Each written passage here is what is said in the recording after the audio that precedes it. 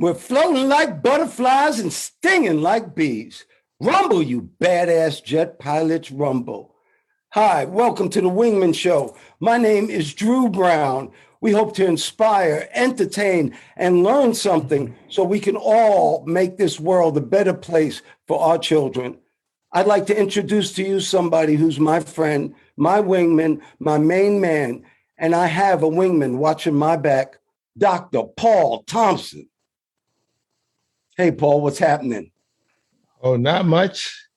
Hello, everyone. I'm Paul Thompson, and you just heard from Mr. Drew Brown, Dark Gable. He's the American dream. He's the man, the myth, the legend, the pilot's pilot, the role model's role model, and most importantly, his royal fullness. How are you doing today, Mr. Dark Gable? I'm doing great, and I'm glad I'm full of knowledge, Paul. I'm glad I'm full of knowledge. Well, we're going to have a great show right now. Check this out. Dr. Paul, what's up, my brother? How you doing today? Oh, pretty good, pretty good. Had a nice night last night. I'm alive and kicking today. It's a little bit overcast, but I think it's going to be sunny. Yeah, you went to a WNBA game last night. Yeah, it was a great game. I enjoyed it. I hadn't been to one. I thought I was there last year, but it was before COVID. So I was there when the facility opened up. That was 3 years ago, 3 summers ago. It was an excellent game. I think it was sold out. Wow. You and I are very lucky that we had daughters that played basketball. So we really got into women's basketball. And that's really lucky because they play great basketball. Yeah, I agree. I mean, the fundamentals are great. The last night that's the best game I'd seen. Seeing it live is better than on TV. But that was the best game I've seen. We have a great wingman story today, man. I know you're going to bring it strong with this wingman story. And I did my Peloton all week. I did my body weight. I did weights. I did the spinning. I did the yoga. Peloton's keeping me there, man. And Costco, I went to Costco for my seltzer. They were all sold out. I'll tell you a little secret about Costco, Dr. Maybe because I've been buying too much of it. Well, no, if you see something that you like in Costco, don't come back next week to get it. You need to get that now and get an extra one. Yeah. That can happen. That's disappointing when they run out of something. I think, where is it? It's been here forever. And well, we sold out. We stopped doing it. What? Yeah, it's gone. I know. I drove all this way. Welcome to all our old and new listeners. We're so glad you're here. If you can give us a little review on Apple Podcasts, we'd love it. And guess what, Dr. Paul? We got that newsletter coming. And you're going to be giving some financial advice. I'm going to have the 11 Facts in Life on there. We're going to have this thing popping. A great newsletter's coming. Yeah. It'll be short and to the point, and you can read a little bit. You don't just have to look and listen. You can read a few things. It'll be short, a couple paragraphs here, something to think about. That's it. We're not going to weigh you down with a whole bunch of information. Short and sweet. Right. Well, let's start this off right now with, I saw something very interesting, Dr. Paul. Speeding is a problem. Driving fast, people get killed. It's really a problem. And it's a problem to slow speeders down. They use speed signs. They use police. They use cameras. They use airplanes. They use everything to stop speeders. Well, guess what this little town in England did to stop speeders? What's that? It planted beautiful flowers along the highway, and they became so pretty, the drivers actually slowed down to enjoy the beauty. They actually slowed down so they could be amongst those pretty flowers. What do you think about that? That's interesting. I'm wondering what happens if the flowers go away for wintertime. Zoom. I guess people they'll put out plastic flowers. If you watch it on YouTube, I'm going to show you the flowers that they put out there. That's a good question. What happens in the winter? I don't know, artificial flowers, but it's just amazing that the human mind, us as Homo sapiens, do appreciate beauty. And I remember in The Color Purple, my dad was in that movie, The Color Purple. Mm-hmm. But the best line was, why did God make the color purple if you don't notice it? I love that line. I don't remember that line, but if you said it, it must be true. It is. I've seen it enough times. Well, guess what? That's an alternative way of stopping behavior, like putting out flowers. I remember 7-Elevens back home used to have a big problem with, I don't want to say gangbangers, but undesirables hanging around all these stores. And they just didn't know how to get rid of these kids. And guess what they did, Dr. Paul? They put out speakers and played classical music, and they didn't have a problem anymore. Well, roughly when did that happen? There's a reason I asked. I think I heard that about 15, 20 years ago, but I know it works. Well, because you say that, it reminds me of a movie called Mars Attacks. You ever hear that? I did hear it. I didn't see it. Well, it's really studying human behavior, but the Mars Attacks, these Martians are taking over the Earth, and it's got a big cast in it. Jack Nicholson's in it, and Pierce Brosnan, and Jim Brown, and basically the Martians are taking over the Earth. There's nothing they can do. The weapons don't work, and they find there's one vulnerability of the Martians is if they hear country music, a certain country, and they play this country music, and they start blowing up, and they're playing this. Flying saucers are crashing. When you said that, it just put it in my head. That's too funny. That's after I think they wiped out Congress. They gave ray guns. They wiped out Congress. Jack Nicholson said, "Well, we get 2 branches of government. 2 out of 3 ain't bad." I remember that. And then it goes on with country music, huh? Yeah. Well, if you hear country music now, it doesn't look the same, and it sure doesn't sound the same. They're rapping in country music now. Yeah, true. I've heard some of that. You talk about change of human behavior. 7-Eleven.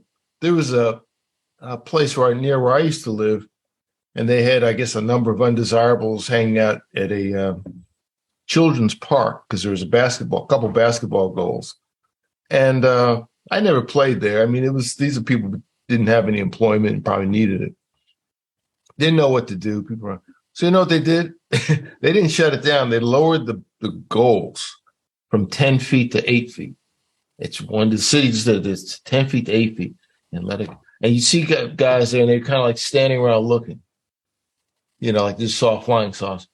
And after a while, I drive by, going to the store, fewer and fewer and fewer people to the point there was nobody there. And then they just took them away.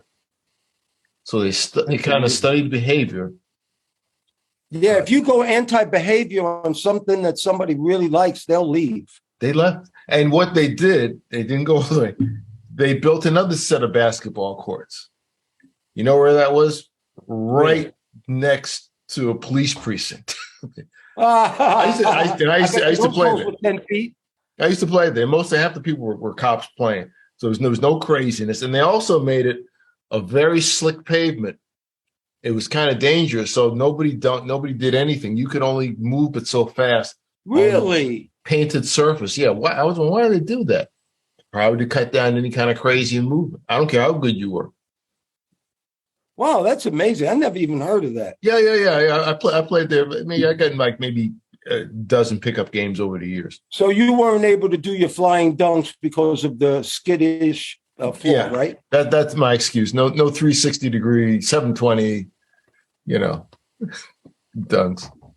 No chocolate thunder dunks. Well, guess what? Talking about basketball, our girl Britney Griner is still in the jail in Russia. She just got sentenced to 9 years. And a lot of people got all upset about that. But the problem is, I wanted to explain it. The reason that she had to plead guilty, the reason that she got 9 years is now she is an actual prisoner. And now they can do a prisoner exchange. Before, she was just caught up in the system. It wasn't an official prisoner exchange. So now they could do this. But I want to ask you something, Dr. Paul. We were talking about SEER School. Matter of fact, my nephew, Joey, he said he never heard about SEER School before. And he went to the Citadel, matter of fact. I'm so happy he's listening, him and his girl, Jess. But anyway, Dr. Paul, do you think they're being nice to Britney? I mean, do you think they're being a little bit extra nice, or you think she's in the hole with everybody else? I'm going to guess she's being treated reasonably well, unless they want to make a point, because it's not like she's never been there before. So she's somewhat of a known quantity. She's made a lot of money in Russia. Yeah. I'm going to guess by the times I've seen her, walk to the court, she doesn't appear to be injured. No, I don't mean beat her up, but I mean, do you think they're giving her good meals? Do you think they're giving her a nice place to sleep? I mean, she's 6'9", so a 6'9" guy is not comfortable in jail. That's right. That's true. I mean, I don't know. It could be a more strict form of house arrest. I know people who've been under house arrest in hotel rooms for different things. That's another story. But I don't know. I would tend to think they're not going to abuse her. Well, they realize that one day she's going to be gone, and her mouth against Russia, they don't want that to be bad. They're big into propaganda. Mm-hmm. So I don't think they like bad news on them. Who knows what they like? Mm-hmm. But talking about basketball again, we lost somebody called Bill Russel. And I want to tell you a story. My dad trained Ali. Matter of fact, he's behind me right now. But my dad trained Ali, so he knew a bunch of people. And when I was a little boy, he took me to Madison Square Garden. Now, I and you are Knicks fans, and I'm a big-time Knicks fan. I love the Knicks. So we're going to see the Knicks play the Celtics, and I'm so excited. And so Daddy's got these great seats. But before the game, he says, come on, come with me. And we go in the bowels of Madison Square Garden, and he takes me in the locker room, and I am freaking out. I can't wait. And he opens up the door, except it's in the Celtics locker room. I'm like, what am I doing here? What if my friends see me? Right. Guess who's in the Celtic locker room? Bill Russell, John Havlicek, Sam Jones, Casey Jones. This was incredible. These are all Hall of Famers. These are the greatest basketball team of all time. And I'm hanging out with Bill Russell. And the only thing I can think of is, do you know anybody on the Knicks? Bill Russell was such a nice guy. And remember, he knew Ali because of the civil rights. He was big time in the civil rights. Right. So Bill Russell was more than just a basketball player. So I was very fortunate as a young man to have spent a little time with Bill Russell. What a great man. Yeah, and I didn't realize, you mentioned this, some of the people play with. I didn't realize that he and Casey Jones went to the same school, University of San Francisco. Really? Yeah, I read that recently. I didn't know that. Did you know that Bill Russell not only had 11 NBA championships, he had college championships? He had 2 of them. Yeah, he had 2. Oh, he was the first player coach, and he was the first Black coach. Yes. Could you imagine being a player coach in today's NBA? Well, Bill Russell did it. Yeah, that's amazing. The only player coach I know was Bill Russell and Lenny Wilkins. Remember? The Seattle Supersonics. Yeah, we don't think about him much. Yeah, he did for quite a while. That's exceptional. I don't know how you yell at yourself, but on TV he was always very, very personable, always laughing, kind of a nervous laughter. But behind the scenes, he went through a lot of mess. He went through a lot of stuff. Talking about Bill Russell. Bill Russell, in terms of where he could play, because he came out basically in the 50s. A lot of things you couldn't do. You couldn't stay here. And, Boston wasn't known as the most accepting of places, racially. His house was broken into. I mean, just locally, and they did all kinds of stuff in his house. They spread feces on his wall in his house. Yeah. Now, what explain that to me, or maybe somebody can write it. What is this about smearing feces on anything? I mean, it's I guess the lowest form of anything, putting shit on your house. Yeah, I mean, it goes disgusting, absolutely disgusting, and all the championships he won there. But look at those ignorant people who did it. And he didn't even go to his Hall of Fame recognition ceremony. Right. Yeah. Still, I guess I think he had kind of a quiet bitterness with a smile outside, but. Well, he made it possible for all these ball players to make 20, 30, 40, $50 million. That's for no question. No question. And, he used to play against Will Chamberlain. And Will Chamberlain was not way better player, but a better player. But Bill Russell was a better winner. Yes.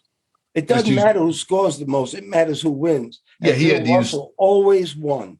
Yeah, he had to use strategy, not physicality against Will Chamberlain.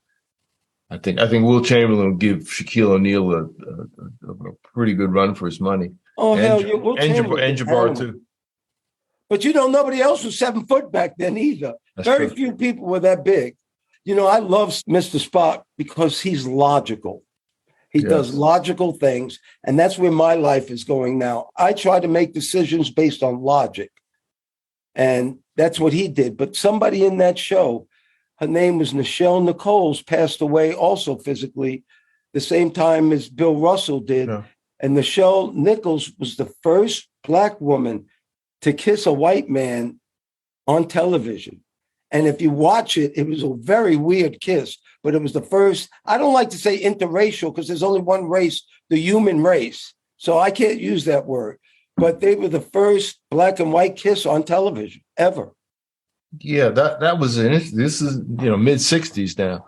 And it's kind of sad to see that because right after the announcement of the passing of Bill Russel, her passing came out within 3 minutes on my phone. It just popped up. Star Trek the original TV series ran for 3 years, but it's been going on for 40 years, and it'll probably go on for another 50 years. If you look at the cast and how futuristic a lot of things were, Nichelle Nichols played Lieutenant O'Hare, the communications officer, and for people my generation who had television, because everyone didn't have a TV, as I remember. This is in black and white when I saw it. But you'd have a little time to kind of just let your mind go and kind of fantasize about a different reality from the everyday stuff, which was not all that pleasant. And you could watch a Star Trek, you still had, still live where you live. You had to still deal with stuff Monday through Friday or Sunday through Sunday. But you could see it. You can watch the Star Trek. You could watch Bill Cosby on I Spy. They ran about the same time. I enjoyed that. I thought I Spy was great too. But Nichelle Nichols really inspired a lot of people to think differently. It was a non-stereotypical part. And the most interesting thing about that was that she was going to quit the show. Her heart was not in television; it was in the theater. That's how she was trained. And some opportunity came when she was in the midst of Star Trek, and she had written a letter of resignation to the show's creator, Gene Roddenberry. He said, no, you can't quit. You don't know what I'm trying to build here. And she said, yeah, I'm quitting. And she gave him the letter, walked out. Well, apparently shortly thereafter, there was some dinner, NAACP dinner or something. And she's there, and someone comes up to her and says, you have a big fan that must meet you. And she said, well, yeah, I don't know. I have time. So we just wait here. And the fan came. The fan was Martin Luther King. Mm-hmm. And it blew her mind. And he talked about how she said that Star Trek was the only show that they allowed their children to watch at night. Wow. Because she was on it. Which is very interesting. And that she told him, thank you very much, but I'm quitting soon. And he said, no, you can't. Your image means so much to so many people. You have no idea the impact that you have. And she said she was so moved by that, she went to Gene Roddenberry and said, I've changed my mind. He said it didn't matter. He said he had actually torn up the letter before she came back. And she retired and did different things. And I had a good friend that met her, but she also was involved in the recruitment of astronauts for NASA years later. Mm. And she's a part of a lot of things. And if you look at the pictures, they're in black and white. But she became a part of NASA, probably more so than William Shatner, Captain Kirk. Oh, no doubt. And Dr. King was trying to relate to her, or did relate to her, that she was not playing the typical Black woman role, like a nanny or a maid or something. She was a higher up in something that was futuristic, showing the world that one day there won't be a color issue. And that's what Dr. King loved about it. They did not put her in a mammy role. Right. Not the long suffering, whatever depressing thing with the headscarf on. I agree. Well, now maybe it's time for a Wingman PSA. Develop self-discipline. Perform continuous self-examination. Recognize and overcome your weaknesses. Power is asking for help and using it. Develop self-discipline. And that is a Wingman PSA. Thank you. Well, that's something that you and I have, and that's something that you and I have used to get us to where we are, and that's discipline, and it's self-discipline. It's not my gunner yelling at me, because when he yelled at me, I did everything he said, but this is me yelling at myself and me looking at myself, and that's why I said perform continuous self-evaluation. You know what you do bad, you know what you do good. If you can't do something, work on it or ask for help. A lot of people don't want to ask for help. They think it's belittling them. It's actually not if you use that help. Yeah, try to get better. Try to improve. That's what I try to do. Maybe you fall short, but it's the trying that builds up your muscles, your mental muscles, your effort muscles. Try and do and move, not just stew about things. Make a move. Make a move. Yes, that sounds great. You know, we bought Ford. Let's go back to our money, because we do believe that if you empower yourself with a good job, a good base salary, a good pay scale, something, you have to have money in this country today to actually live a better life. I'm sorry, that's just the way it is. We're a capitalistic society. And the way you do it is through getting a good job. But what we say is get an education and get a good career. Find something you love to do, because then it's not work anymore. What do you think, Doc? Yeah, you talked about our Ford stock. It's up. We're still up. I checked the price yesterday, so we're up a few bucks, which is good. Yeah, but tell people what we bought and the ups and downs we went, because we bought it about 3 months ago, I think. Yeah, it was in the $14.50, and dropped down to about, I saw like at one point like $10, 10 something, Yep. Now 50 cents. So it's a loss. Yesterday it's up, went down a little bit. It was up like it's $15.25. So we made, 75, 80 bucks, which is okay. But here's the deal. 2 months ago, we would have lost it all. If you sold it then, yes. Or we would have lost $400 is what we did. Yeah, you'd have lost $400. But see, we didn't lose, because when you keep stocks for a long time and you have a good stock, a good company, a blue chipper, it's going to go up. But you can't play with that money like, I need to sell it, I need to buy it. I need to sell it, I need to buy it. And that's why we do this. And you're going to do a newsletter, this newsletter, you're going to show people about options. And we're going to try to help make people make money. Yeah, we're gonna throw some stuff out. Nothing super heavy. Just a little bit of information that you might use to make a couple bucks on your own with not much effort at all. Well, now you have a lot of money. What do? You got to be healthy. And we just found out from Harvard that if you walk 21 minutes a day, just walking, you take away the risk of stroke and heart attack by 30%. And walking is the best exercise you can do. And it's definitely the best exercise you can do to start exercising, because all you need is socks, sneakers, and a road. Mm-hmm. And don't start off walking 10 miles. If you're heavy out there, if you want to start walking, if you want to get better, just walk a block. Mm-hmm. Come back and walk 2 blocks tomorrow. Yeah. Because it's the consistency that's going to get you well. Not the one time walking 10 miles. It'll kill you and you won't feel good after it and you won't walk anymore. Yeah. And some people can do it if they have the facilities, is, take the stairs. Oh, yeah. No more elevators. Yeah. You got to take care of yourself, because if you're going to make money like we're trying to hope everybody's going to, you have to be healthy. Because if you're not healthy, like the older people said, I guess we're older people, but if you don't have your health, you don't have anything. Yes, I agree. Yeah, well, get moving. Get moving. Yeah, keep that body moving. Put good stuff inside your body, too. Eat right.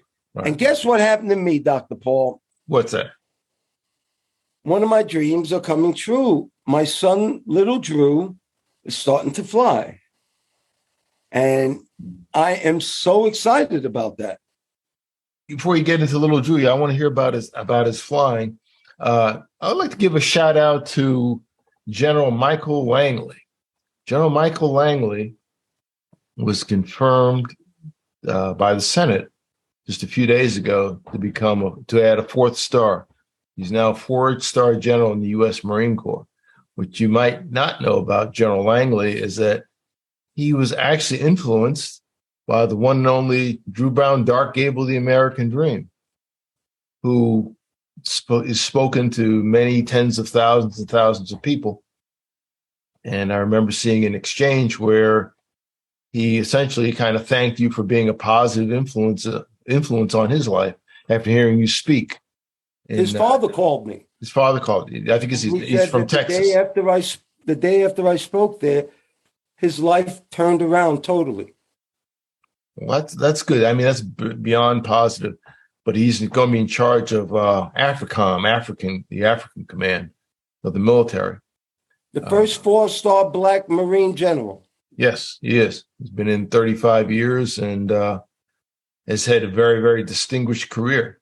So it must be rewarding for you to hear of I won't say one of your accolades, your students, not really a student, but someone who's inspired by you to do better, which is what we're talking about. Well, Dr. Paul, I'm just a water hose and God goes through me. I'm just a lighthouse and God shines his light through me. And I don't even know what I'm saying sometimes when I'm speaking up there, but it just comes out. So it's totally inspired.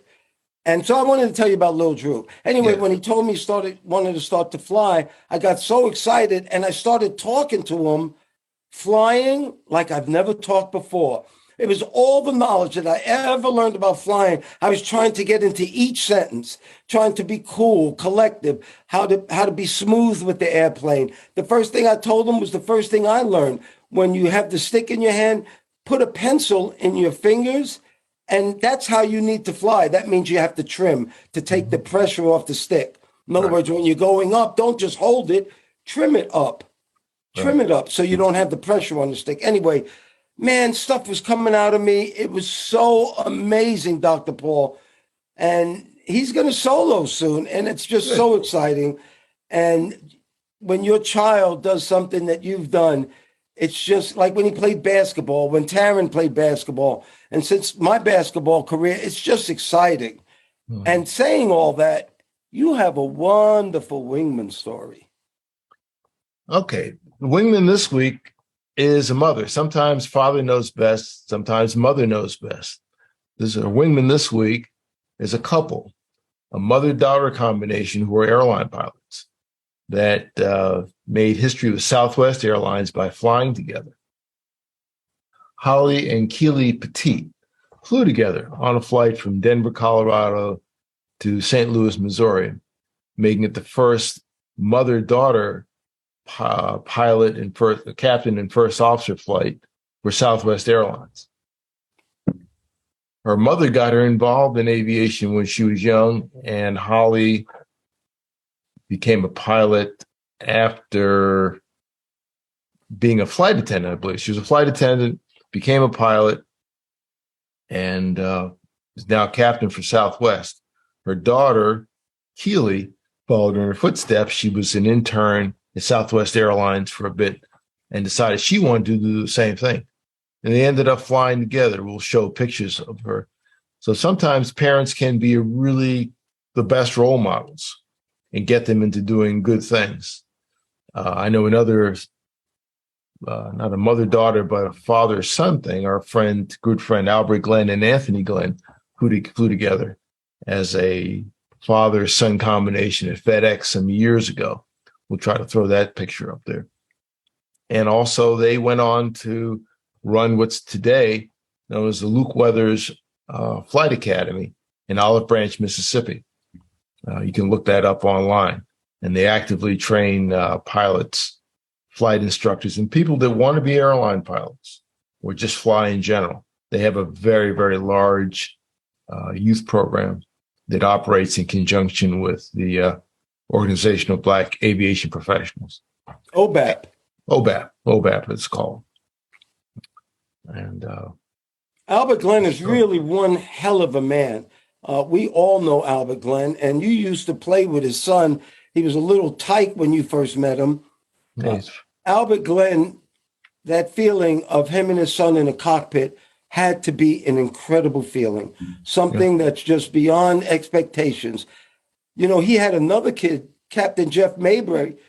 I stayed at Albert Glenn's house, and Jeff was there with me, and he was working and doing private lessons. He just became a pilot at FedEx. Yes. So it's possible to do. Get your education, stay the course, and work hard. It's possible to do. Yes, very much so. Yeah. Congratulations to Jeff also. Last time I saw Jeff, he was as a handler at FedEx. He was actually unloading my airplane. And now it's his airplane. Yeah, it's his airplane now. Yeah, it's his airplane. That's great. Well, we want to thank all our old and new listeners once again. If you get a chance, give us a review on Apple Podcasts. No kidding, this newsletter's coming. Dr. Paul is going to show you the road to riches. And I pray for peace. I pray for peace too. Thank you once again, Dr. Paul Thompson, my friend. Thank you for your love, your time, and that's something that we won't ever get back. I want to thank all the listeners, too. Thank you so much for doing the show, Dr. Paul. We're jamming. Well, thank you, Mr. Drew, for inviting me on. Always good to talk to you. And ladies and gentlemen, please remember to like, share, and subscribe to this podcast or any of the podcasts. If you're looking at YouTube, they say smash the like button. Don't smash it. Just press it gently and use as a link to all your friends.